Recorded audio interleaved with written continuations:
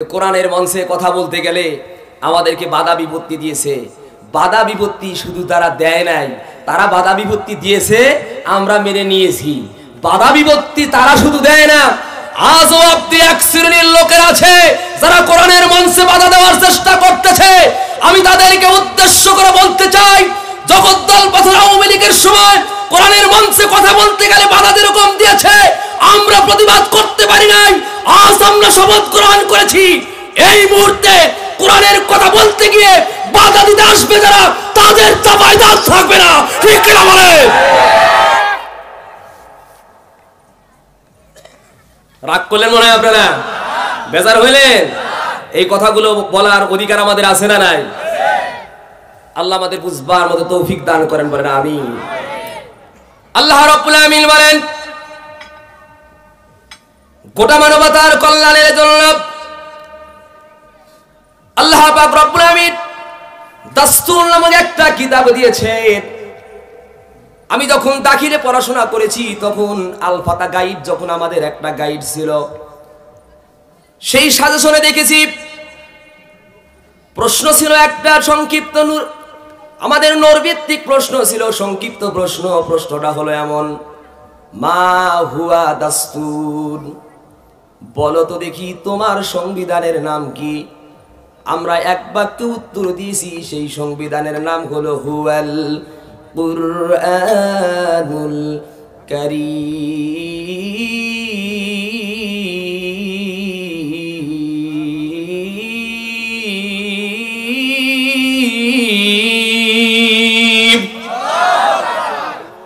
আমার প্রিয় দিনী ভাইয়েরা, এই সংবিধানের নাম হলো কোরআন। এই কোরআন শুধুমাত্র বুকে ধারণ করবে, বুকে ধারণ করার জন্য শুধু কোরআন আল্লাহ নাজিল করেন নাই। কোরআনটা সকালবেলা ফজরের সালাত আদায় করে, ফজরের নামাজ আদায় করে সকালবেলা কোরআন কিছুক্ষণ সময় তেলাওয়াত করবেন, এই জন্য কোরআন আসে নাই। কোরআনকে আপনি চুমু দেবেন, বুকে লাগাবেন, মাথায় রাখবেন, এই জন্য কোরআন আসে নাই।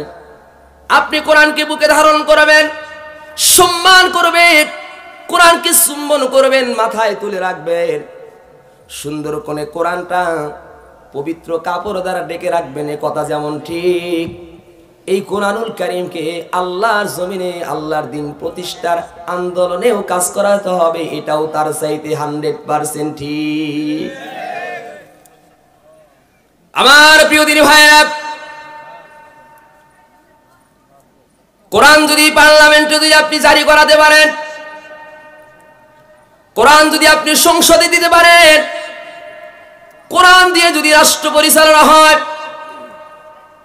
আর পার্লামেন্ট থেকে যদি ঘোষণা হয়ে যায়, কোরআনের আইন যারা মানবে না তাদের বিরুদ্ধে অবশ্যই কোরআন তাদের ভিতরে সাপাই গাবে না, বরং কোরআনের বিরুদ্ধাচরণ করলে, কোরআনের আইনকে অমান্য করলে নিঃসন্দেহে কোরআন যেই ফায়সালা দেয়, এই ফায়সালা তোমাদের মেনে নিতে হবে। কারণ তুমি কোরআনের আইন যদি মানতে চাও, তাহলে তোমাকে চুরি করা যাবে না। চুরি যদি করো, কোরআন তোমাকে বলবে, ও কো দুনিয়ার মানুষেরা, চুরি যদি করো তোমরা, তাহলে কোরআনের ভাষায় কোরআন বলে, ও দুনিয়ার গোলামেরা, চুরি করলে পরে তোমার অবশ্যই হাত কেটে দেওয়া হবে। কেউ যদি পরকিয়া করে, জিনায় লিপ্ত হয়ে যায়, কোরআনের আইন হলো জিনায় লিপ্ত হলে তাকে সংঘচার করে পাথর নিক্ষেপ করে মেরে ফেলা হবে। আমার ভাইরা, আজ সারা বাংলাদেশে জেনার সরাসরি হয়ে গেছে, এমন একটা অবস্থায় দাঁড় করেছে, বিদেশ যারা পরিবার ছেড়ে চলে যায়, মাকে ছেড়ে চলে যায়, আব্বাকে ছেড়ে চলে যায়, সন্তান পুত্র পরিবার পরিজন সব ছেড়ে চলে যায়। দেখা গেল কয়েক লক্ষ টাকা ইনকাম করে বউয়ের কাছে দেওয়ার পরে বিদেশ থেকে আসার কিছুদিন পূর্বেই শোনা গেল ওই টাকা নিয়ে বউটা পলাতক হয়ে অন্য ছেলের সাথে পরকিয়া করে পালিয়ে গেছে। এরকম আপনারা শোনেন কি শোনেন না? আসতে বলবেন, শোনেন কি শোনেন না বলেন? জিনার সরাসরি কেমন হলো যদি কোরআনের আইন থাকতো? প্রিয় ভাইরা, এই যে আমার রোমারিতে, আমাদের রোমারি, এটা কি খুব দূরে বলেন? আমাদের রোমারিতে সমকামিতার একটা সরাসরি আমরা তো শুনি নাই, মুরব্বী যারা আছেন এখানে বসা মুরব্বীরাও কোনোদিন এই কথা শুনে নাই, বিরল একটি ঘটনা। ময়মনসিংহ জেলার একজন মেয়ে রোমারী থানার আমাদের এক মেয়ের সঙ্গে মোবাইলের মাধ্যমে প্রেম করেছে। নাউজুবিল্লাহ বলবেন না? বাড়ির যা বলেননি নাউজুবিল্লাহ, জোরে বলেন নাউজুবিল্লাহ। একজন মেয়ে কখনো আর একজন মেয়ের সাথে প্রেম করতে পারে? একজন ছেলে কখনো আর একজন ছেলের সঙ্গে প্রেম করতে পারে? বলেন। বন্ধুত্ব হতে পারে, সম্পর্ক হতে পারে, বন্ধুর সাথে বন্ধুর সম্পর্ক থাকতে পারে, বান্ধবীর সঙ্গে বান্ধবীর সম্পর্ক থাকতে পারে। তার মানে কি ওইটা প্রেমের সাথে জড়ায় যাবে? এটা কি মেনে নেওয়া যায়? সেই জেলা থেকে মেয়ে আসছে প্রেমের টানে আমাদের রোমারী থানার কাছে। এখানে সাক্ষাৎ, থানায় তাদের জব্দ করা হলো। কি ব্যাপার, তোমরা এরকম কেন? দুজনের মাঝে ধরাধরি করে কান্নাকাটি। আমাদের রোমারীর যে মেয়েটা, ময়মনসিংহ থেকে যে মেয়েটা আসছে, মেয়েটার হাত চেপে ধরছে, মানে যাইতে দিবে না। মেয়েটা যাইতে চাচ্ছে, কাছ থেকে দূরে সরে যাইতে চাই। তিনি এমন প্রেমে পড়ে গেছে, ওই মেয়েকে আর যাইতে দিচ্ছে না, হাত জোর করে ধরে আছে। নাউজুবিল্লাহ আসতে বলেন। আমার ভাইরা, আশ্চর্য লাগে, এটার কোরআনের জ্ঞান নেই। এই যে পরকিয়া, এই যে সমকামিতা, আমার মনে হয় একজন সমকামী তা ব্যক্তি, সেটা পুরুষ কিংবা মেয়ে যাই হোক, তাদেরকে যদি পার্লামেন্টের সেই আপনার বিটিভি চ্যানেল বলেন বা এনটিভি বলেন, সেখানে একটা চ্যানেলকে যদি লাইভ দিয়ে সারা বাংলাদেশে দেখানো হতো যে পরকিয়া করার কারণে আজকে তাকে পাথর নিক্ষেপ করে হত্যা করা হচ্ছে, আমার ভাইয়েরা, আমার মনে হয় একজন ব্যক্তিকে যদি সংসার করে পাথর নিক্ষেপ করে হত্যা করা হতো, সারা বাংলাদেশের কোন আনাচে কানাচে পরকীয়া খুঁজে পাওয়া যাইতো না। ঠিক কিনা বলে? চোখেরই পলকে তুমি হতে পারো লাশ, চিরতরে বন্ধ হবে তোমারই নিঃশ্বাস। চোখেরই পলকে তুমি হতে পারো লাশ, চিরতরে বন্ধ হবে তোমারই নিঃশ্বাস। হবে আলম তোমারই নাম, হবে আলম তোমারই নাম মসজিদের মাইকে, বাড়িওয়ালা নাহি রে বাড়ি, নাই রে দুনিয়াতে, বাড়িওয়ালা নাহি রে বাড়ি, নাই রে দুনিয়াতে। চোখেরই পলকে তুমি হতে পারো লাশ, চিরতরে বন্ধ হবে তোমারই নিঃশ্বাস। হবে আলম তোমারই নাম,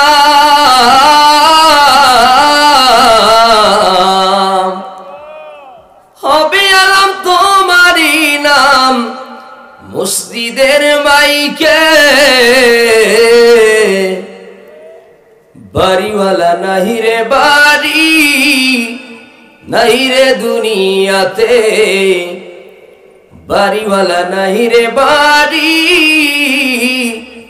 নাই রে দুনিয়াতে। তোমার ভয়ে থাকতো মানুষ, ছিল বাহাদুরি, ভাবরি হাওয়ায় ওরা, তুমি যে রঙিনী ঘুরি।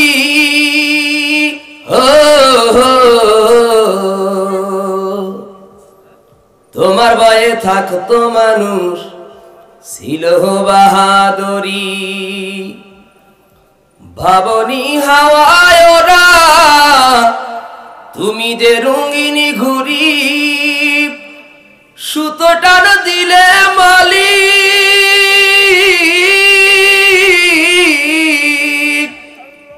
সুতো টান দিলে মালিক, পার পারবে না থাকিতে, বাড়িওয়ালা নাহি রে বাড়ি,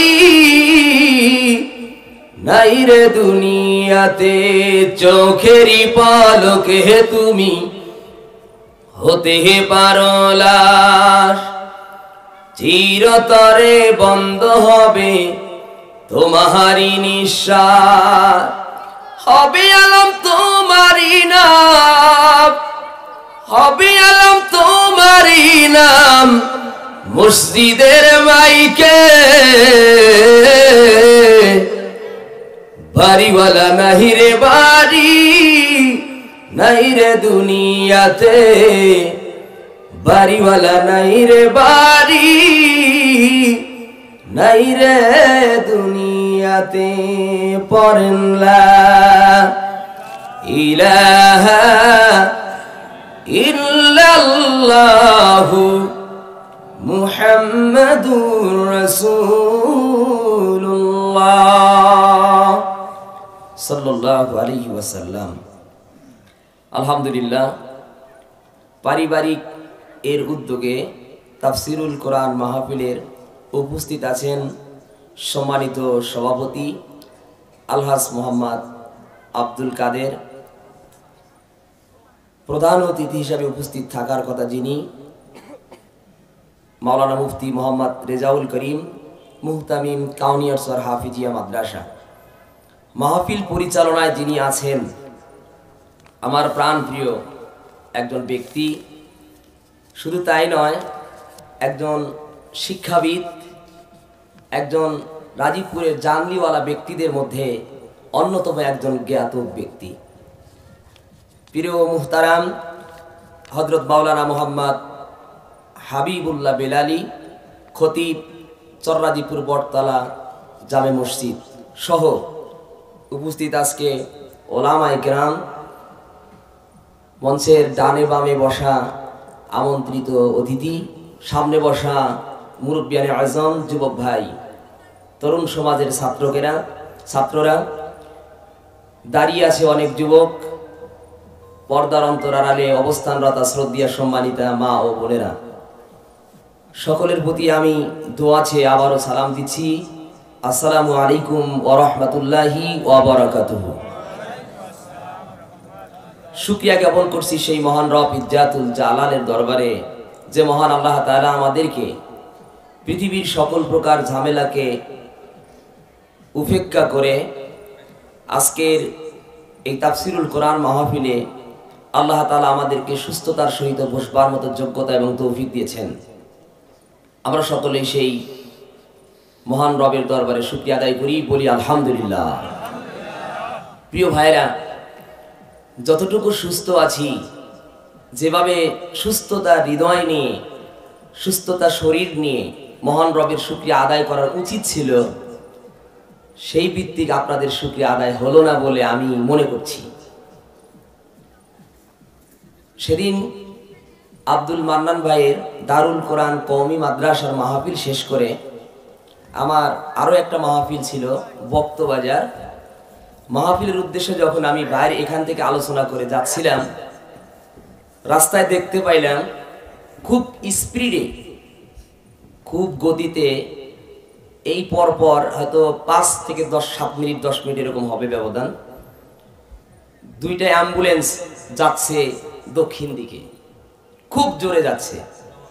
অনুমান করলাম যে নিঃসন্দেহে যে স্পিডে যাচ্ছে এর ভিতরে কোনো না কোনো অসুস্থ ব্যক্তি আছে, যাকে চিকিৎসা করার জন্য না হয় জামালপুর, ময়মনসিংহ কিংবা ঢাকার উদ্দেশ্যে যাচ্ছে।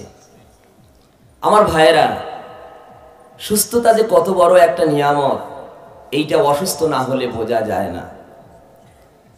আমাদের আল্লাহ তাআলা যা কিছু দিয়েছেন সবকিছু আমাদের শ্রেষ্ঠত্ব নিয়ামত হিসাবে দিয়েছেন। আমাদের আপাত মস্তকে মাথা থেকে পা পর্যন্ত সমস্ত কিছু আল্লাহ তাআলার দেওয়া নিয়ামত। এই নিয়ামতের শুকরিয়া আদায় কিয়ামত পর্যন্ত সিজদায় দিয়ে শেষ করা সম্ভব হবে না। বলতেছিলাম যে সুস্থ আছেন, এই সুস্থ নিয়ে, সুস্থতার শরীরে আপনি আল্লাহর শুকরিয়া আদায় এত আস্তে করলে আল্লাহ বেজার হয়ে যাবে। এজন্য আমরা আসুন আল্লাহর দরবারে আরো একবার আল্লাহকে সন্তুষ্টি করার লক্ষ্যে সামনে পিছনে যারা বসা আছেন সকলেই শুকরিয়া আদায় করছি, সকলে বলি আলহামদুলিল্লাহ। আমরা আমাদের প্রিয় নেতা মোহাম্মদ রসুলের প্রতি, যাকে আল্লাহ তাআলা প্রেরণ করে গোটা মানবতা থেকে অন্ধকার দূরীভূত করে আল্লাহ পাক রব্বুল আলামিন একটা আলোর দিশা দিয়েছেন, যেই মহান নেতার মাধ্যমে আমরা সেই মহান রাসূলের প্রতি সকলেই মহব্বতের সহিত দরুদ পাঠ করছি, বলছি সাল্লাল্লাহু আলাইহি ওয়াসাল্লাম। সম্মানিত ভাইরা, আমি সময় সংক্ষিপ্ততার কারণে সরাসরি ভূমিকা না টেনে আমি আজকে খুতবাও লম্বা পাঠ করি নাই, সরাসরি আলোচনার দিকে যেতে চাই। আলোচনা শুরু করার আগ মুহূর্তে শুধু আপনাদের বলতে চাই, এইখানে যে কথাগুলো হবে এই কথাগুলো আমাদের বানোয়াটি কোনো কথা নয়, সরাসরি রব ইজ্জাতুল জালাল আমাদের নবী মুহাম্মদ রাসূলুল্লাহর প্রতি একের পর এক মাক্কি জীবনে এবং মাদানী জীবনে আল্লাহ তাআলা সূরা নাজিল করে মোট 114টি সূরা আমাদের জন্য দিয়েছেন, যেটা আমাদের দাস্তুর, যেটা আমাদের সংবিধান। আর ওই সংবিধানের নাম হচ্ছে কোরআন। ওই সংবিধানের নাম কি বলেন? কোরআন। সেই কোরআন থেকেই কথা বলবো।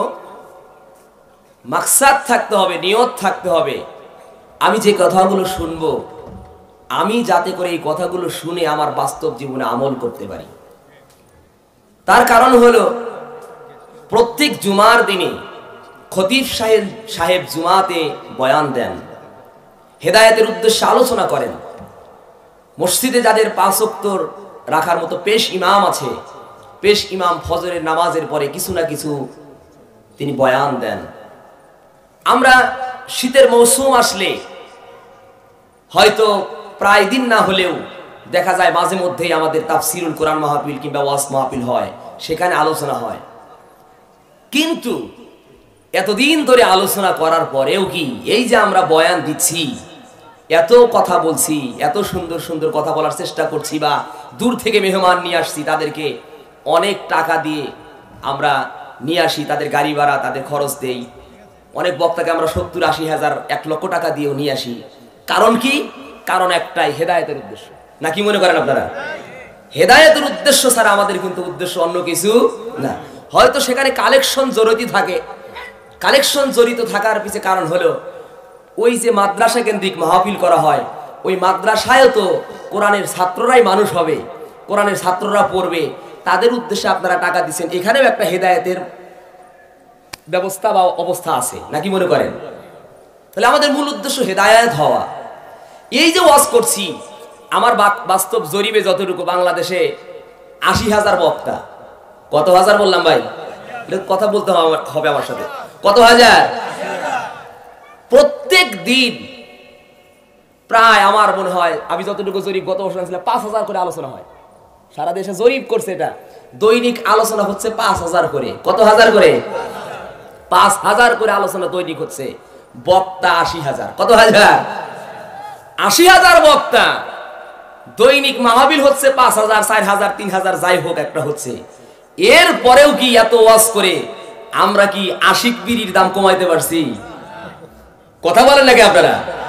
সিগারেটের দাম কমাইতে পারছি?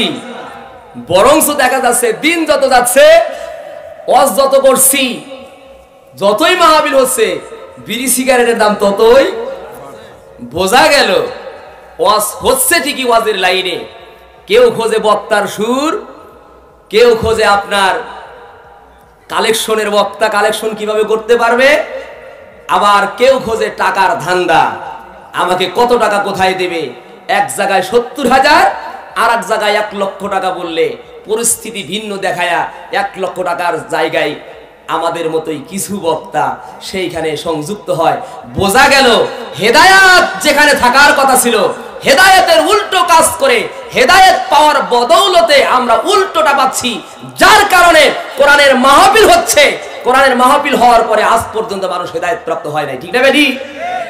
বরংস দেখা গেল যেই রাত্রে মাহফিল হয়, অন্তত আমি তো একটা মসজিদে, আমি যদিও ওয়াজ মাহফিল করি, বিভিন্ন জায়গায় যাই আমি ওয়াজ মাহফিল করার জন্য। যদি এলাকার কোনো জায়গায় যে আপনাদের রোমারি বা আমাদের রোমারি কিংবা রাজীবপুর, কাউনিয়ারসর, তারাটিয়া এদিকে যদি মাহফিল হয়, আমি আমার মসজিদে যতই কষ্ট হোক আমি ফজরের নামাজ আদায় করার চেষ্টা রাখি, আলহামদুলিল্লাহ বলেন। দূর দূরান্তে গেলে সেটা তো হয় না। আমি যেটা বুঝাতে চাইলাম, এই যে মাহফিল হয় যেদিন, আমার এলাকায় ধরেন মাহফিল, তাহলে ওই দিন রাত্রে মাহফিল হলে পরের দিন সকালে মুসল্লি তো অন্তত পক্ষে এক কাতার থাকলে 1.5 কাতার হওয়ার কথা। একটু কথা বলেন না কেন আপনারা? 1 কাতার হলে রাত্রে মাহফিল হলো অন্তত 1.5 কাতার হওয়ার কথা কিনা? অথচ প্রিয় ভাইয়েরা আমার, আফসোস আর দুঃখের বিষয় হলো যেই রাতে মাহফিল হয় ওই রাতের দিন আমার মুয়াজ্জিন সাহেব আমি হয়তো 2-4 জন হাতে গোনা মুসল্লি, বাদ বাকি নামাজের কোনো খবর। তাহলে কি আমরা মাহফিল দিয়ে ভুল করলাম নাকি? কথা বলেন না কেন আপনারা? এজন্য আমাদের মূল মাকসাদ থাকতে হবে হেদায়েতের। প্রিয় ভাইয়েরা, দেখবেন কোরআনের কথা সবাই বলে, এটা যারা সেমিনার করে, যারা একটা আয়োজন করে, মিটিং মিছিল করে, সেই সমাবেশে যখন বক্তৃতা দেয়, সেটা যে কোনো দলের হোক, এই জগদ্দল পাথরের মতো স্বৈরা শাসক শেখ হাসিনার আমলে যেরকম তারা কোন সমাবেশ করেছে, বক্তৃতার মঞ্চ দিয়েছে, সেখানে কোরআনের তেলাওয়াত দিয়ে তারা শুরু করছে, ঠিক না বেটি? আজ বিএনপি বলেন, জাসদ বলেন, বাসদ বলেন, জাতীয় পার্টি বলেন, আল কায়েদা বলেন, আর বদর বলেন, আপনার জামাত ইসলামী বলেন, চরমোনাই বলেন, হেফাজত ইসলামী বলেন, কোরআনের কথা দিয়েই শুরু করা হয়। কিন্তু দেখা যায় অধিকাংশ দল, হাতে গোনা কয়েক দল ব্যতীত অন্য দল করে যারা, ওই সমস্ত লোকদেরকে মসজিদের বারান্দায় পাওয়া যায় না। আসতে বলবেন না, ঠিক না বেটি?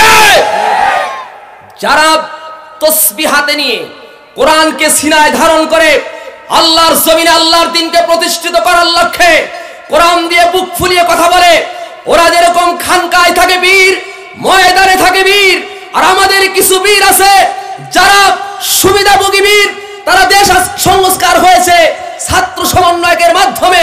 আজ সেই সুবিধাভোগী কিছু দলের লোকেরা এই সুবিধা আওয়ামী লীগ হটায় গেছে, আজ তারা বড় বড় বক্তৃতা দিয়ে সেমিনারের ভিতরে ফাটায় দিতে চায়। অথচ এই লোকগুলো কোরআন দিয়ে আল্লাহর জমিন আল্লাহর দ্বীন প্রতিষ্ঠা হোক, এটা তারা চায় না, ঠিক না বেটি? আমি আলোচনা শুরু করার পূর্ব দিক দিয়ে বলতে চাই, প্রিয় ভাইরা, অনেক দল আপনারা আমাদের দেশে দেখেছেন, অনেক জাতি গোষ্ঠীর এদেশ পরিচালনা আপনারা দেখেছেন। আমি কোন দলকে গালি দিয়ে কথা বলতে চাই না। আমরা দেখেছি যারা এই পূর্বে আমাদের এই রাষ্ট্রকে পরিচালনা করেছেন, একটিবারও তাদের আফসোস করে বলতে হয়, দুঃখজনক ব্যাপার, তারা কোরআন দিয়ে দেশটাকে পরিচালনা করতে চায় নাই এবং করতে তারা পারে নাই। আমরা শপথ গ্রহণ করতে চাই, আজকে এই পারিবারিক এর উদ্যোগে তাফসিরুল কোরআন মাহফিলের আব্দুল হান্নান স্যারের উদ্যোগে যে মাহফিল, এই মাহফিলে আপনারা যারা বসে আছেন, আমি সহ আমরা ওয়াদাবদ্ধ হতে চাই, অন্তত পক্ষে এখন শপথ গ্রহণ করব, আগামীতে আমরা মেম্বার থেকে শুরু করে মেম্বার অফ দ্য পার্লামেন্ট পর্যন্ত যারা যাবে তাদেরকে আমরা কোরআন বুকে দিয়ে, মাথায় টুপি থাকবে, মুখে দাড়ি থাকবে, জুব্বাওয়ালা 5 ওয়াক্ত মানুষ ছাড়া মেম্বার থেকে শুরু করে মেম্বার অফ দ্য পার্লামেন্ট পর্যন্ত আমরা কাউকে ভোট দিতে চাই না। কথা বলে ঠিক না বেটি? কারা কারা রাজি আছেন দুহাত তুলে আল্লাহকে দেখান। লিল্লাহি তাকবীর। একটু তাকবীর দেন না একজনে, লিল্লাহি তাকবীর।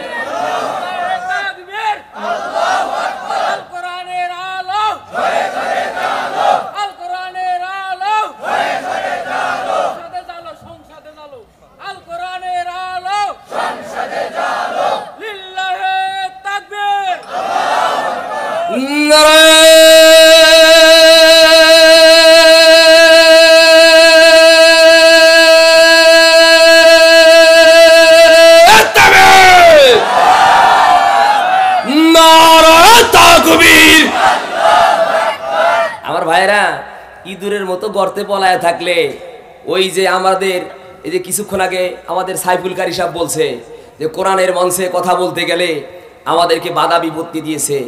বাধা বিপত্তি শুধু তারা দেয় নাই, তারা বাধা বিপত্তি দিয়েছে, আমরা মেনে নিয়েছি। বাধা বিপত্তি তারা শুধু দেয় না, আজও অব্দি এক শ্রেণীর লোকের আছে যারা কোরআনের মঞ্চে বাধা দেওয়ার চেষ্টা করতেছে। আমি তাদেরকে উদ্দেশ্য করে বলতে চাই, জগদ্দল পাথর আওয়ামী লীগের সময় কোরআনের মঞ্চে কথা বলতে গেলে বাধা যেরকম দিয়েছে, আমরা প্রতিবাদ করতে পারি নাই। আজ আমরা শপথ গ্রহণ করেছি, এই মুহূর্তে কোরআনের কথা বলতে গিয়ে বাধা দিতে আসবে যারা, তাদের চাপায় দাঁত থাকবে না। ঠিক কিনা বলে? রাগ করলেন মনে হয় আপনারা? বেজার হইলেন? এই কথাগুলো বলার অধিকার আমাদের আছে না নাই? আল্লাহ আমাদের বুঝবার মতো তৌফিক দান করেন, বলেন আমিন। আল্লাহ রাব্বুল আমিন বলেন, গোটা মানবতার কল্যাণের জন্য আল্লাহ পাক রব্বুল আমিন দাস্তুর নামক একটা কিতাব দিয়েছেন। আমি যখন দাখিলে পড়াশোনা করেছি তখন আল ফাতা গাইড যখন আমাদের একটা গাইড ছিল, সেই সাজেশনে দেখেছি প্রশ্ন ছিল একটা সংক্ষিপ্ত, আমাদের নূরভিত্তিক প্রশ্ন ছিল, সংক্ষিপ্ত প্রশ্ন। প্রশ্নটা হলো এমন, মা হুয়া দাস্তুর, বলো তো দেখি তোমার সংবিধানের নাম কি? আমরা এক বাক্যে উত্তর দিয়েছি, সেই সংবিধানের নাম হলো হুয়াল কুরআনুল কারীম।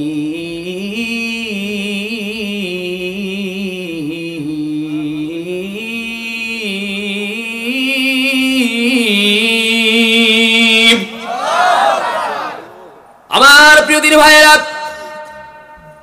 এই সংবিধানের নাম হলো কোরআন।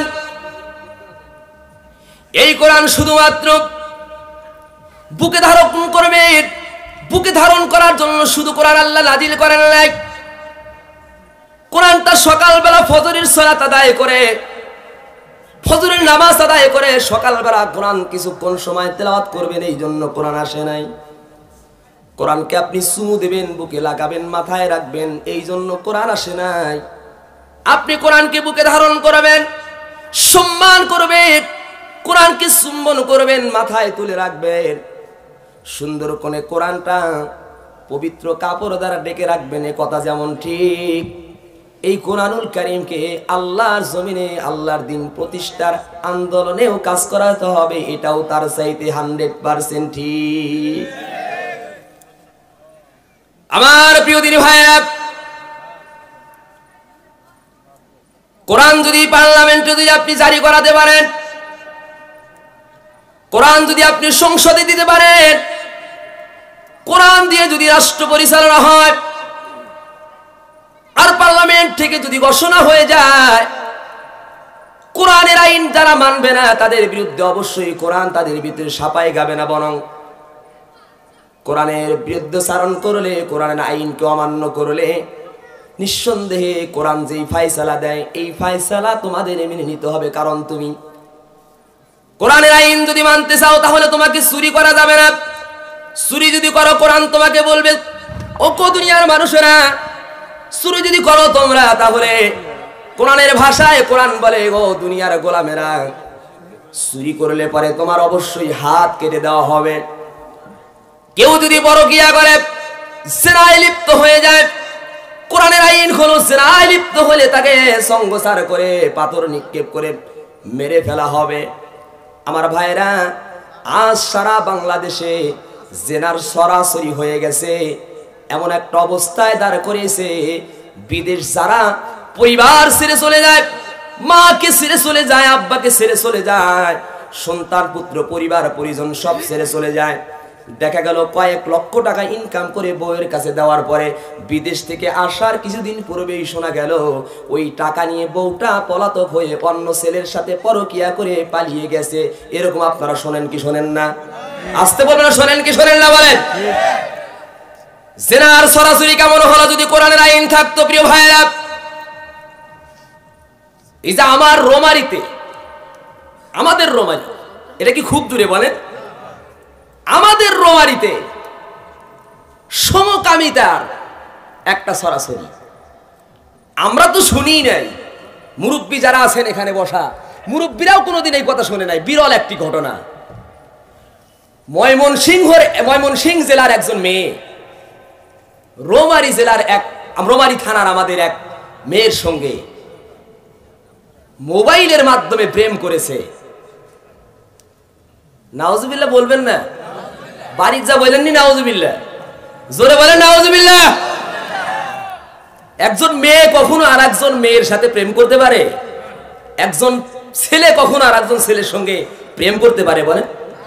বন্ধুত্ব হতে পারে, সম্পর্ক হতে পারে, বন্ধুর সাথে বন্ধুর সম্পর্ক থাকতে পারে, বান্ধবীর সঙ্গে বান্ধবীর সম্পর্ক থাকতে পারে। তার মানে কি ওইটা প্রেমের সাথে জড়ায় যাবে? এটা কি মেনে নেওয়া যায়?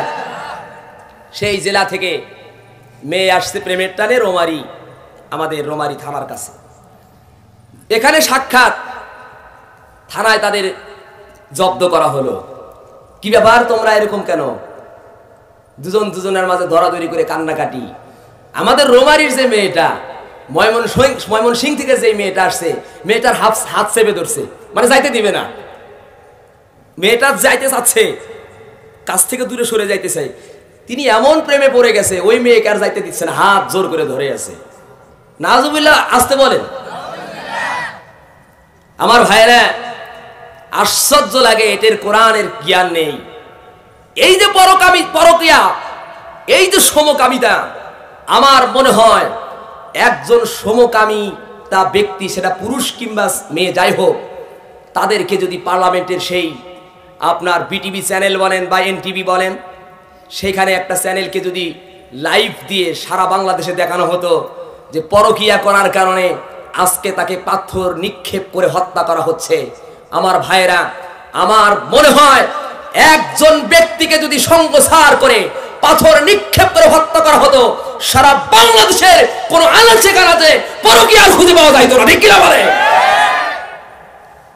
কিন্তু এগুলো প্রশ্রয় আর আশ্রয় দিতে দিতে মাথায় উঠিয়ে গিয়েছে, যার কারণে এই পরকিয়া থেকে থামানো মোটেই যাচ্ছে না প্রিয় ভাইরা।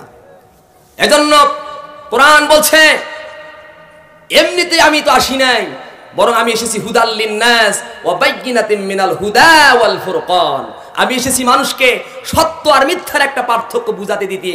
যারাই কোরআনকে বুঝবে তারাই সত্য পথে চলে যাবে, যারা কোরআন বুঝবে না তারা মিথ্যার দিকে চলে যাবে। এই জন্য কোরআন শুধুমাত্র আমাদের ঘরে থাকলে হবে না, কোরআন কি বলেছে, কি আমাদের বুঝাতে চেয়েছে, এটা আমাদের বাস্তব জীবনে মেনে নেওয়ার নামই হচ্ছে আসল মুসলমানিত্ব, আসল কোরআনওয়ালা, আসল দিনদারওয়ালা। বলতে চাই, কোরআনের আইন পার্লামেন্টে গেলে যে কথা বুঝাতে চেয়ে অন্যদিকে চলে গেছি। পার্লামেন্টে যদি কোরআনের আইন বাস্তবায়ন করা হয়, দেখুন আইনটা মানুষ মানে কেমনে। 2020 সালে করোনা ভাইরাস আমাদের দেশে সরাসরি হয়েছিল না? আচ্ছা, করোনা ভাইরাস হওয়ার সময় রাজীবপুর বাজার 9টা থেকে 1টা পর্যন্ত না 12টা পর্যন্ত দিয়েছিল। আচ্ছা, 9টা থেকে 12টা 1টার পরে যারা বাজারে থাকছে, পুলিশ বাজারে আসার পরে কাউকে কি কখনো একটা পেটন দিছে? দেয় নাই। কিন্তু শুধু পুলিশ আসছে বাজারে, আইনের লোক আসছে, যার যার মতো দোকানের ঝাপ নামায়া অনেকেই তালা দেবার দিশা পর্যন্ত পায় নাই। পুলিশ আসছে, কে আসছে বলেন? করোনা ভাইরাস সরাসরি হবে, পুলিশ শুধু আসছে, একটা পেটনও দিল না, শুধু বাজারে আসছে। আসার কারণেই আইন মানতে আপনি বাধ্য। আমার ভাইরা, সামান্যতম করোনা ভাইরাস, তার আবার মসজিদে গিয়া কি জ্বালা, মসজিদে গিয়া নামাজ একসাথে আপনার চাপাচাপি হয়ে, যে কোরআনের ভাষায় তোমরা কাতারবদ্ধ হয়ে সারিবদ্ধ হয়ে দাঁড়িয়ে যাবে, এইটাও দাঁড়ানো যায় না। বলে কয় ফিট জানো দূরত্ব? 3 ফিট না কয় ফিট জানো? 3 ফিট না? মনে আছে মুরব্বীর? বলি আলহামদুলিল্লাহ। একটা আইন করছে 2020 সালে, মুরব্বীর এখন পর্যন্ত মনে আছে, বলি আলহামদুলিল্লাহ। ঈদের নামাজও ঈদের মুসাল্লায় পড়তে পারি নাই, আরে পড়তে পারি নাই। এরপরেও কি আমাদের আফসোস ছিল না যে রাষ্ট্রের সরকার আইন করছে, আমাদের ভালোর জন্যই করছে, আমরা মেনে নিয়েছিলাম কিনা বলেন? আচ্ছা, করোনা ভাইরাসের সময় আমরা আইন মানলাম, রাষ্ট্রের পক্ষ থেকে আইন করা হয়েছে, 9টা থেকে 1টা পর্যন্তই বাজার করলাম, 3 ফিট দূরত্ব রেখে বজায় রেখে আমরা নামাজ পড়লাম। আবার ওই সময় একটা ঝোঁকের মুসল্লি ছিল, ওই সময় মসজিদে ছিল বাধা, সরকারি বাধা। ওই সময় এই করোনা ভাইরাসের কারণে তখন মুসল্লিরা যারা নামাজ জীবনে পড়ে নাই, ওযু করা শেখে নাই, দাঁত ঠিক মতো ঘষে না, ওই মুসল্লিরাও করোনা ভাইরাসের ভয়ে মসজিদে গিয়া ধাক্কাধাক্কি করে মসজিদ ভর্তি হয়ে গেছে কাতার, ঠিক না বেটি? তখন মসজিদে ছিল বাধা, তখন জোর করে গিয়া মসজিদ ভর্তি হয়ে গিয়েছে। আর ভাইরা, এখন মসজিদ উন্মুক্ত, খুলে দেওয়া হয়েছে, দেখা গেল এখন আর মসজিদে মুসল্লি খুঁজে পাওয়া যায়। আফসোস, আমরা হলাম হুজুরকে বাঙালি। বলতে চাচ্ছিলাম যে রাষ্ট্রের আইন, করোনা ভাইরাস আসতে সবাই মেনেছি, ওই রাষ্ট্রের আইন যদি করা হয় যে বাংলাদেশের যে যেখানে বসবাস করছেন, আইন করা হলো যোহরের আজান হবে, আজান হওয়ার সঙ্গে সঙ্গে দোকানপাট বন্ধ হয়ে যাবে। স্কুলের শিক্ষক যারা আছেন ছাত্রদেরকে নিয়ে নামাজের মুসাল্লায় দাঁড়িয়ে যাবেন। যারা সেনাবাহিনীকে প্রধান আছেন সেনাবাহিনীর সকল সদস্যদেরকে নিয়ে নামাজে দাঁড়িয়ে যাবেন। যারা ইউনো অফিসে চাকরি করেন আপনারা সকলে সকল কর্মচারী কর্মকর্তাদেরকে নিয়ে নামাজে দাঁড়িয়ে যাবেন। আমার ভাইরা, এমন আইন যদি কোরআন দিয়ে যদি পার্লামেন্টে জারি হয়, বলুন তো দেখি বাংলাদেশে কি বেনামাজি খুঁজে পাওয়া যাবে? আসতে বলবেন না, খুঁজে পাওয়া যাবে। এই জন্যই তো আমরা পার্লামেন্টে চাই কোরআন।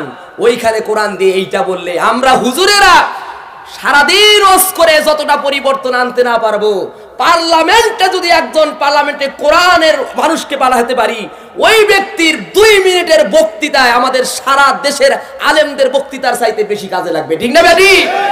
এই জন্য আমরা কোরআনের কথাগুলো বলতে চাই। আল্লাহ তাআলা বলছেন কি? কোরআন বলছেন। আল্লাহ রাব্বুল আমিন বলেন, আমি যে আয়াত কারিমা তেলাওয়াত করেছি, রব্বুল আমিন বলেন, ইন্নাল্লাযীনা ক্বালু রাব্বুনাল্লাহু সুম্মা ইসতাকামু তাতানাসসালু আলাইহিমুল মালাঈকাতু আল্লা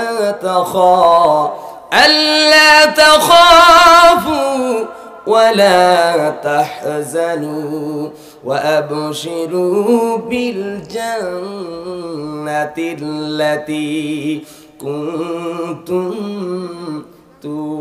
توعدون। একটু জোরে জোরে বলি না আল্লাহু আকবার।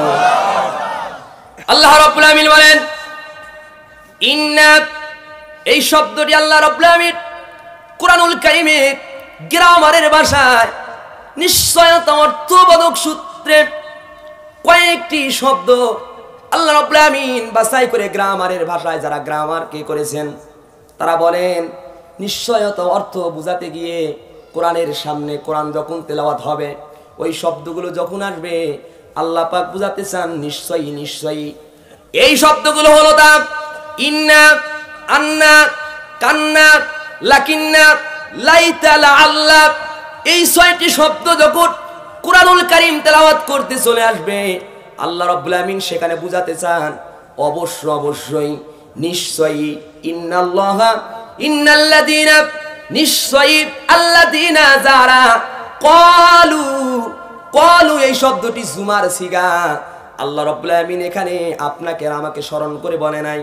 এটা শুধুমাত্র মাওলানা শাহজাহান সিরাজির জন্য না, মাওলানা রিয়াজুল ইসলামী বিপ্লবীর জন্য না, মাওলানা হাবিবুল্লাহর জন্য না, হান্নান মাস্টারের জন্য না, চেয়ারে যারা বসে আছেন তাদের জন্য নয়, আপনারা যারা ময়দানে আছেন শুধু তাদের জন্য নয়, গোটা পৃথিবীর মানব জাতির জন্য আল্লাহ রাব্বুল আমিন বলেন, দুনিয়ার গোলামেরা শোনো, ইন্নাল্লাযীনা, নিশ্চয়ই যাহারা, ক্বালু, তারা বলে, নিশ্চয়ই যারা বলে রব্বুনাল্লাহ, নিশ্চয়ই যারা বলে রব আমাদের আল্লাহ। এবার আপনাদের কাছে জানতে চাই, সামনে পিছনে যারা বড়সা আছেন সকলেই বলেন তো দেখি আমাদের রব কে? আর জোরে বলেন আমাদের রব কে? আর জোরে বলেন আমাদের রব কে? আর জোরে বলেন আমাদের রব কে? আল্লাহ রাব্বুল আমিন বলেন, সরল অনুবাদটা হলো এমন, নিশ্চয়ই যারা বলে আমাদের রব হচ্ছে আল্লাহ, এবং এই রব আমাদের আল্লাহ বলার পরে যারা ইস্তেকামাত থাকে, আস্তাকামু শব্দের অর্থ হলো তারা শক্তি হয়ে দাঁড়িয়ে যায়, তারা পাথরের মতো তারা দাঁড়িয়ে যায়, খুঁটির মতো তারা শক্ত থাকে। আস্তাকামাত শব্দের অর্থ হলো নিশ্চয়ই যারা অবিচল থাকে। নিশ্চয়ই আল্লাহ আমার রব, এই কথা বলার পরে যারা স্বীকৃতি প্রদান করে আল্লাহ আমাদের রব এবং এই কথার উপরে তারা অবিচল থাকে, আল্লাহ রাব্বুল আমিন তাদের জন্য পরে আয়াত অনুবাদ করে জানায় দেন, তাতানাজ্জালু আলাইহিমুল মালাঈকাতু আল্লা তাখাফু ওয়ালা তাহজানু ওয়া আবশিরু বিল জান্নাহ। একটু জোরে জোরে বলেন না আল্লাহু আকবার। আল্লাহ রাব্বুল আমিন বলেন, নিশ্চয়ই যারা বলে আমাদের রব আল্লাহ, আর আল্লাহকে আল্লাহ বলে স্বীকার করার পর তাদের নামে মামলা আসুক, হামলা আসুক, জুলুম আসুক, নির্যাতন আসুক, জেল আসুক, ফাঁসি আসুক, কিংবা রিমান্ড আসুক, তারা ওই কথা বলার পরে আল্লাহ আমার রব এই কথার উপরে যারা ইস্তেকামাত থাকে, অবিচল থাকে, আল্লাহ রাব্বুল আমিন বলেন আমি তাদের প্রতি আমার আসমান থেকে ফেরেশতা বর্ষণ করে দেই, আর তাদের জন্য আমি বলি গোলাম আমি যে তোমার আল্লাহ, আল্লাহকে আল্লাহ বলার পর তুমি অবিচল থাকলা, আমার পক্ষ থেকে তোমাদের ফেরেশতা বানায়া দিলাম, লা তাখাফ তোমাদের কোনো ভয় নাই, এবং তাহজান তোমাদের কোনো চিন্তাও নাই। আমি আল্লাহ তাআলা বললাম এই ওয়াদা দিয়েছিলাম, আর আমি ওয়াদা দিয়ে দিলাম, তোমরা যারা ভয় করলা না, আমি তোমার আল্লাহ আল্লাহ বলে স্বীকার করার পরে তোমরা অবিচল থাকলা, আমার ওয়াদা অনুযায়ী তোমাদেরকে দিয়ে দিলাম জান্নাত। আমার প্রিয় ভাইরা, আমি আরো একবার আপনাদের কাছে উত্তর নিয়ে আলোচনায় চলে যাই। বলেন তো দেখি আমাদের রব কে? এখন আমাদের যদি জেল হয় তারপরেও রব কে? আমাদের যদি রিমান্ড হয় এরপরেও রব কে? আমাদের যদি ফাঁসি হয়, মরে যায়, রব কে?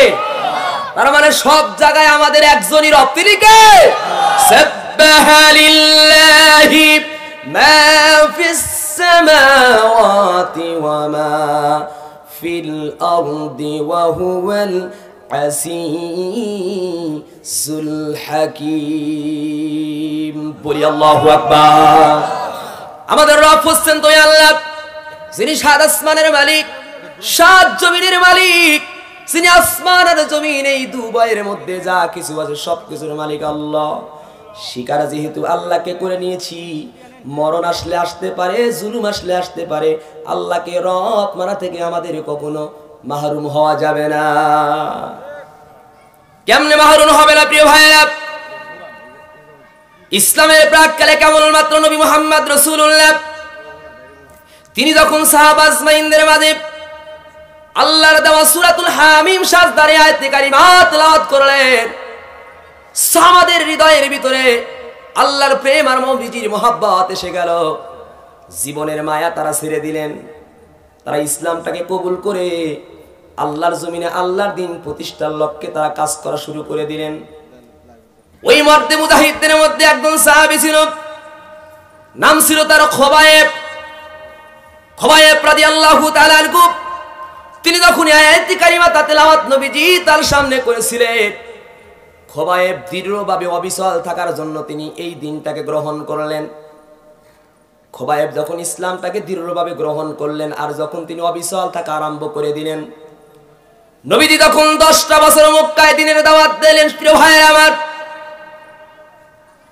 10টি বছর নবীজি মক্কার জীবনে তিনি শান্তিতে থাকতে পারলেন না, বরং যখন মুহাম্মদ নবীজি ইসলাম পেয়েছিলেন না, দিন পেয়েছিলেন না, ধর্ম পেয়েছিলেন না, এই ধর্ম দিন পাওয়ার পূর্বে নবীজি মুহাম্মদ ওই কাফির মুশরিক ইহুদিদের কাছে মুহাম্মদ তিনি ছিলেন আস-সাদিক, তিনি ছিলেন আল-আমিন।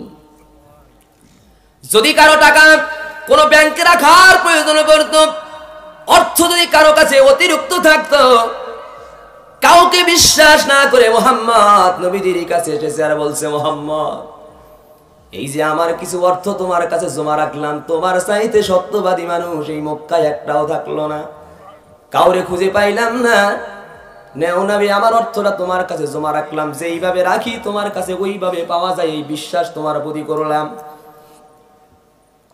ওই মুহাম্মদ নবীকে আল-আমিন বলে সাক্ষী দেওয়ার পরে নবীজি মুহাম্মদ রাসূলুল্লাহর কাছে তারা সম্পদ পর্যন্ত রাখলেন। ওই মুহাম্মদ নবীজি যখন আল্লাহর দেওয়ানিত বিধান মহাগ্রন্থ আল কুরআনুল কারীম তার উপরে নাজিল হয়ে গেল, মুহাম্মদ যখন আল্লাহর কথা বললেন, আল্লাহর জমিনে আল্লাহর দিন কায়েমের কথা বললেন, নবীজি ওই সময় হয়ে গেলেন পাগল, ওই সময় নবীজি হয়ে গেলেন তাদের কাছে জাদুকর, ওই সময় নবীজি হয়ে গেলেন তাদের কাছে শায়ের, কবি। আমার প্রিয় ভাইরা, ঠিক এই মক্কা থেকে মুহাম্মদ নবীজির হাতে বায়াত পরে যে সাহাবী ইসলাম কবুল করেছিলেন তার নাম ছিল খোবায়েব। মুহাম্মদ নবীজি দিনের খাতিরে আল্লাযীনা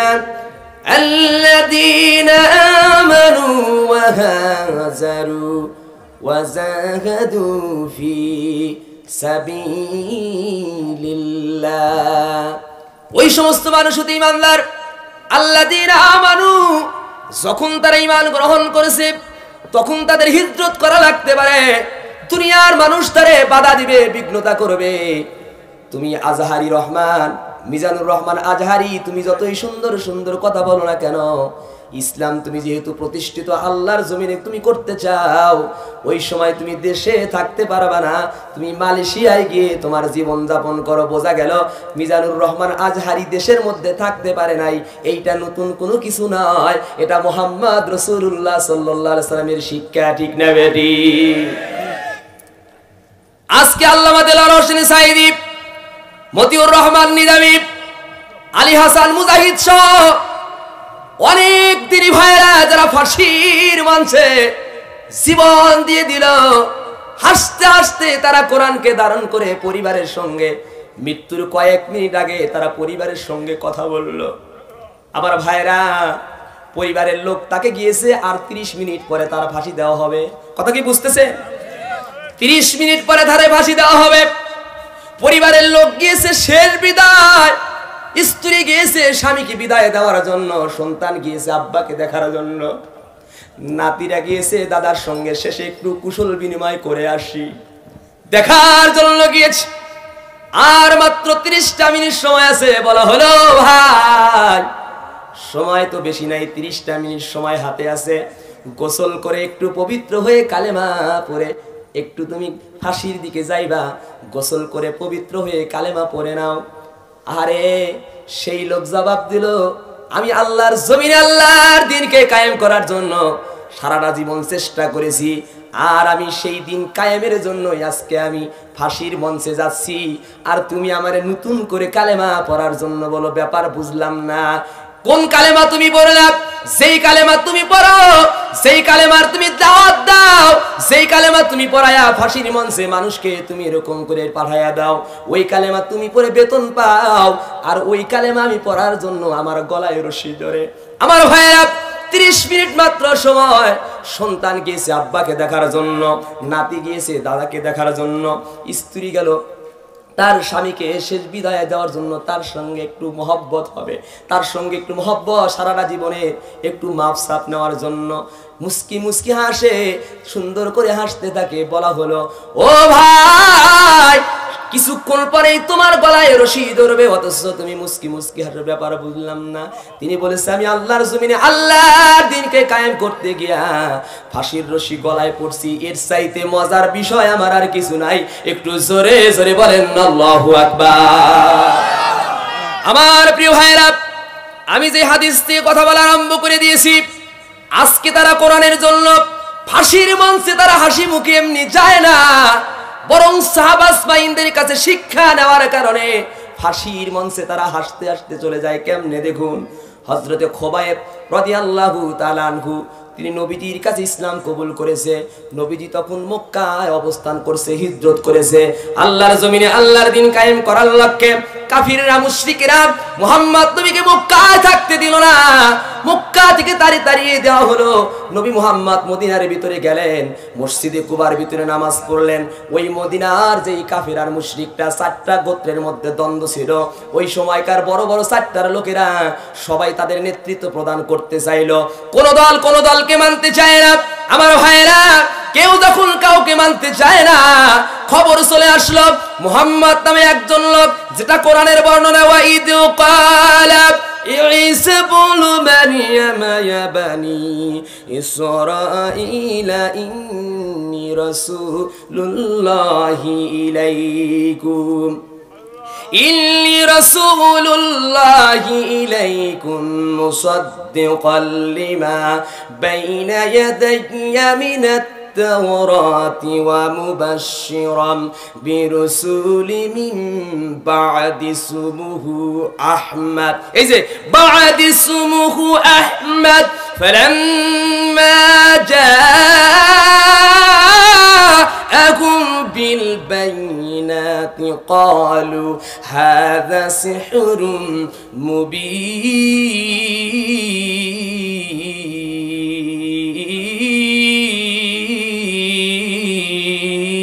مبين.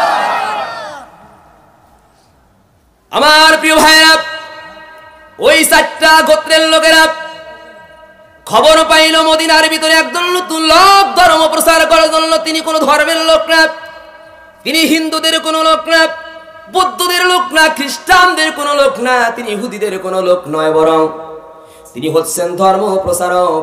তার নাম হলো আহমদ, তার নাম হলো মোহাম্মদ।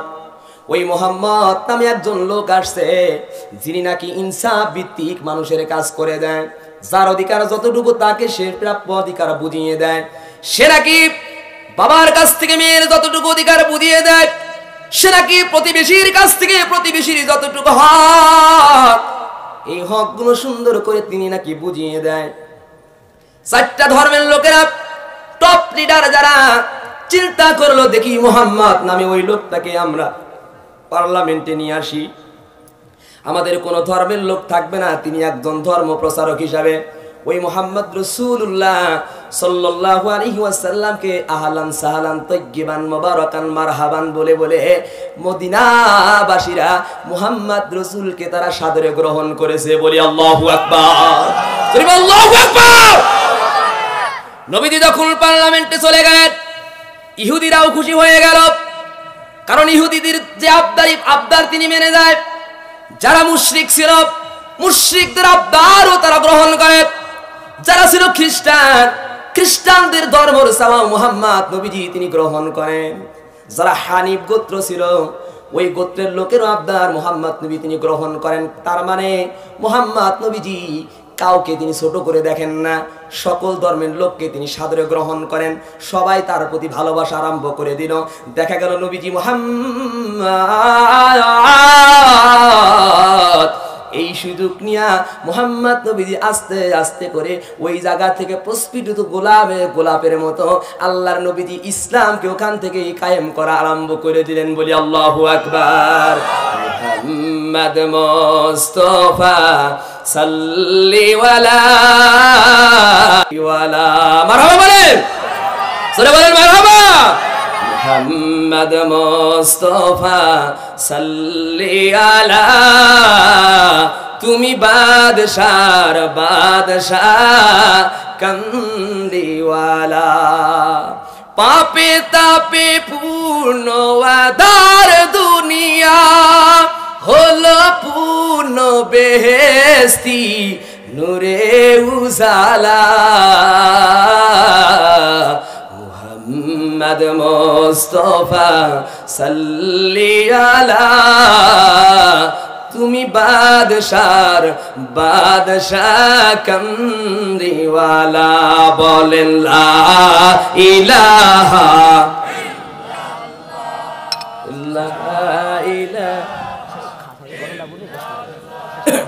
লা ইলাহা, জোরে বলেন, জোরে বলেন, লা ইলাহা।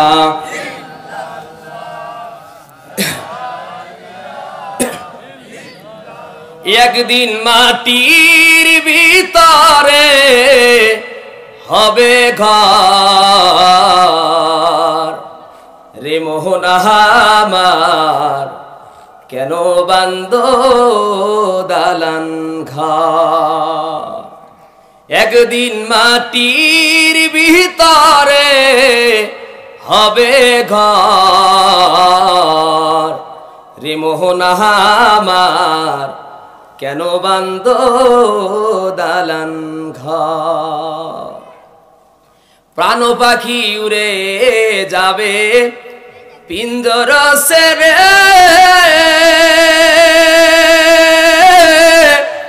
ধরার সবই রবে তুমি যাবে চলে। যেদিন প্রাণ চলে যাবে সবই পরে রবে, প্রাণ চলে যাবে সবই পরে রবে। পরে রবে মাটির উপর, রে মোহনা আমার কেন বান্দ দালান ঘর। আমার প্রিয় দিনী ভাইয়েরা, বলতেছিলাম সেই খুবাইবের ঘটনা। সংক্ষিপ্ত পরিসর আমি শুধু বলতে চাই, যেহেতু সংক্ষিপ্ত সময় আমাকে দেওয়া হয়েছে। ইন্নাল্লাযীনা ক্বালু রাব্বুনাল্লাহ, এই কথাটা শুধুমাত্র মুখে স্বীকৃতি দিলে হবে না, এই কথাটা বাস্তবে আমল করার নাম হচ্ছে আমাদের রব আল্লাহ। আমরা শুধু মুখে স্বীকৃতি দিলাম আমাদের রবকে, কাজে কর্মে আমাদের রব যে আল্লাহ মানলাম না, তাহলে আমাদের এই মুখের বলার কোনো দাম? আমার ভাইরা দেখুন, এই যে আমার ঠিক এই কোটের এই জায়গাতে ইন্নাল্লাযীনা ক্বালু রাব্বুনাল্লাহ, আমাদের রব হচ্ছেন আল্লাহ। আমরা যে আমল করি না, পালন করি না, এইটা বোঝানোর জন্য আমি একটা আপনাদের উদাহরণ দেই।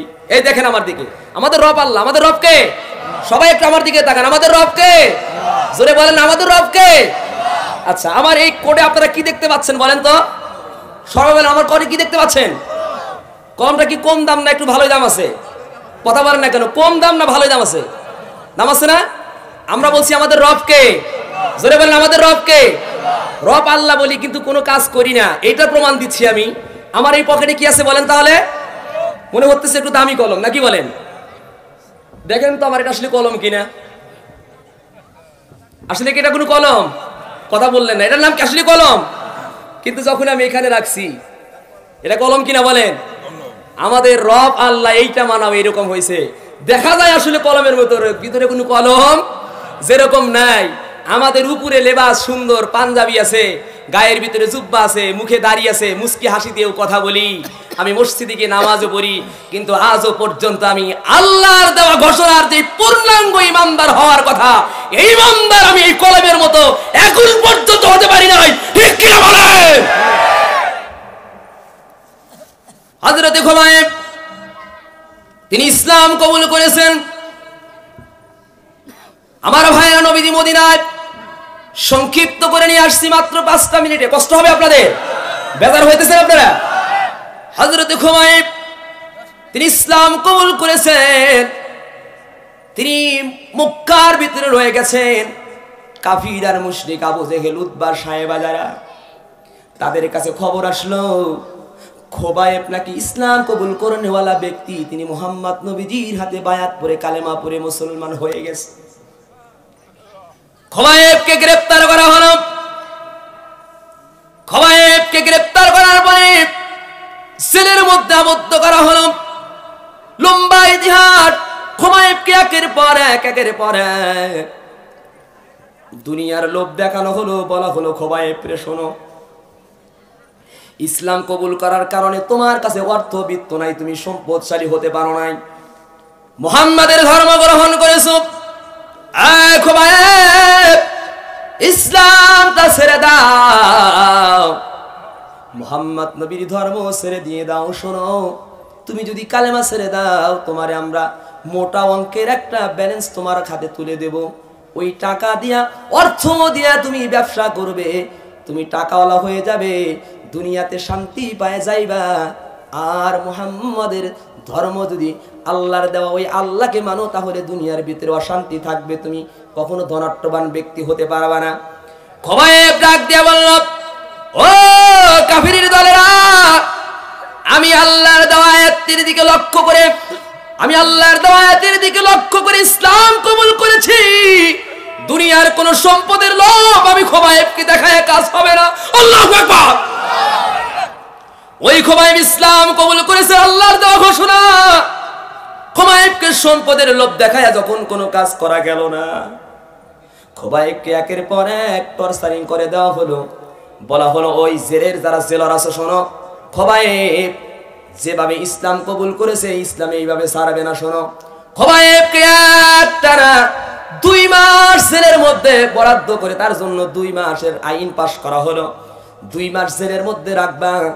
আমার প্রিয় ভাইরা, বর্ণনা এসেছে এমন, ওই 2 মাসের মধ্যে হাতে গোনা কিছুদিন খুবাইবের জেলের মধ্যে সামান্য তার জান বাঁচার জন্য কিছু খাবার দিয়া দিল।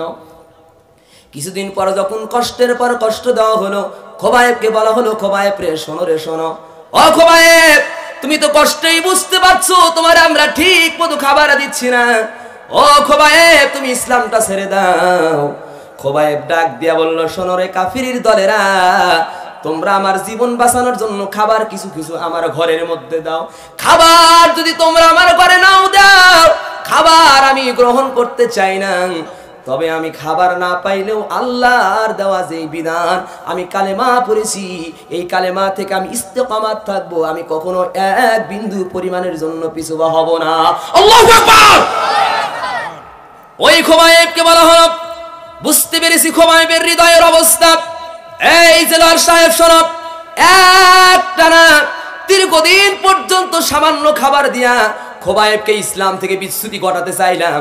একটানা দীর্ঘদিন পরে আমরা খাবার যেহেতু অল্প দিয়েছি, এরপরে ইসলাম যেহেতু ছাড়লো না, শোনো আজ থেকে এই খোবাইবের একটানা 1 মাস তার ওই জেলের ভিতরে কোনো খানারই ব্যবস্থা করতে পারবা না, এক কথায় কোনো পানি পর্যন্ত খোবাইবের ঘরে দিতে পারবা না।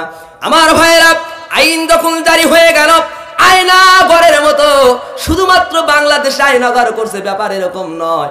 ওই সাহাবা আজমাইনদের সময়ও আয়নাঘর ছিল। ওই আয়নাঘরের ভিতরে দীর্ঘ 1 মাস খোবাইবের খাবার দাবার বন্ধ করে দেওয়া হলো। 1 মাস যাবত জেলের কোনো তালা খোলা হয় না, খোবাইবকে পানি পর্যন্ত খেতে দেয় না ওই কাফিরেরা, ওই মুশরিকেরা, খোঁজ খবর নেয় না। 1 মাস পরে মেতরকে সঙ্গে নিয়ে বলা হলো, খোবাইব তো 1 মাস ধরে যেহেতু তার খাবার দেই না, কোনো খোঁজ খবর নেই না, নিঃসন্দেহে খোবাইব আর বেঁচে থাকার কথা না। তার মানে হলো খোবাইবকে মেথরের মাধ্যমে তাকে সেই জেল থেকে দুর্গন্ধ লাশটাকে বের করে দিতে হবে। আমার ভাইয়েরা দেখুন, আল্লাহর জমিন আল্লাহর দিন প্রতিষ্ঠা করার লক্ষ্যে যারা দিলকে গ্রহণ করে জীবন চলে যায়, ইসলাম তারা ছাড়ে না কেমন করে। খোবাইবের জন্য যখন জেলের তালা খোলা হলো, দেখা হলো ওই খোবাইবের চেহারার দিকে তাকায় দেখা হলো, খোবাইবের চেহারাটা যেইভাবে তার জেলের মধ্যে ঢুকানো হয়েছিল মলিন চেহারায়, এই 1 মাস পরে জেলের তালা খুলে দেখা হলো তার চেহারার ভিতরে নূর যেন ঝকমক ঝকমক করে তিনি চমকাইতেছে। এবার খোবাইবকে বলা হলো, খোবাইব রে শোনো, দীর্ঘ 1 মাস যাবত তোমার জেলের ভিতরে খাবার বন্ধ করে দিলাম, একটু পানির ব্যবস্থা পর্যন্ত করি নাই, অথচ তোমার চেহারা সুন্দর হয়ে গেল, ব্যাপারটা কি বলো? খোবাইব সেদিন যারা বুঝাতে চাইছিলেন, মিয়ানি শিকা মাশুকে রমজিস किरामन कातिबीन हम खबरनीस उसके आशब रस्ते खुजू बरबानू हर से जूजू माशुके के बाकी बोली अल्लाहु আকবার। খোবাইব ডাক দিয়ে বলল, কাফিরের দলেরা শোনো, যখন তোমরা আমার জেলের তালা বন্ধ করে দিলা, খোবাইবকে পরবর্তীতে বলা হয়েছিল, খোবাইব দীর্ঘ 1 মাস তোমার জেলের তালা বন্ধ থাকার পরে তুমি খাবার পাইলা কেমনে? খোবাইব ডাক দিয়া বলেন, খাবার পাইছি এমনে, আমি যখন রাতের বেলায় নামাজ পড়ে যখন আমি কোরআন তেলাওয়াতের জন্য বের হয়ে যাই, আমি কোরআন তেলাওয়াত যখন বের করি, কোরআনের পৃষ্ঠাগুলো এরকম করে একের পর এক উল্টাই, আমি যখন তেলাওয়াত করতে থাকি, আমি তাকে দেখতে পারি না, তবে এমন এক কোন ব্যক্তি জানি গায়েবানা ভাবে আমার মুখের সামনে আঙ্গুরের ঝোপা এরকম করে উঁচু করে ধরে রাখে, আর ওই উঁচু করা ওই আঙ্গুরের ঝোপা থেকে আমি টপ টপ টপ টপ করে খেজুরগুলো, আমি ওখান থেকে আঙ্গুরগুলো খাই, আর আঙ্গুরগুলো যখন রাতের বেলা খাই সারাদিন চলে যায়, আমার একটু ক্ষুধার কোনো ভাব হয় না। আমার ভাইয়েরা, আইন আরো শক্ত করে দেওয়া হলো, আইন আরো কঠিন করে দেওয়া হলো আইনটা। ওয়া মা তাওফীক ইল্লা বিল্লাহ। আসসালামু আলাইকুম ওয়া রাহমাতুল্লাহি ওয়া বারাকাতুহু।